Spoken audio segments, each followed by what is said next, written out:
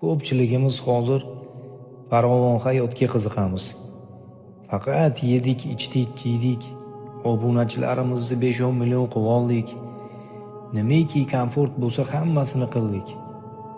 Faqat pul, obro' e'tibor, mansab, yaxshi mashina haydash, yaxshi uy-joylar qurish, faqat rizqimiz uchun kurashadigan bo'lib qoldik. Aslida Alloh bizlarni bu uchun yaratmagan. Oxiratga nimamiz bor, birodarlar? Nimadan bunchalik xotirjammiz? Ertaga Alloh birma-bir so'raydi har birimizdan. Jannatiyligi aniq bo'lgan sahobalar qayg'u qilishgan. Oxirat, qabr azobini o'ylab. Biza kimmiz, yo birodarlar? Tafakkur qilaylik. Payg'ambarimiz Rasululloh sollallohu alayhi vasallamning shafaatlariga loyiq ummat bo'la olamizmi?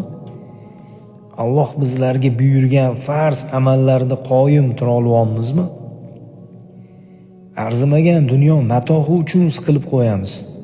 Aslida oxiratni o'ylab siqilishimiz kerak emasmi?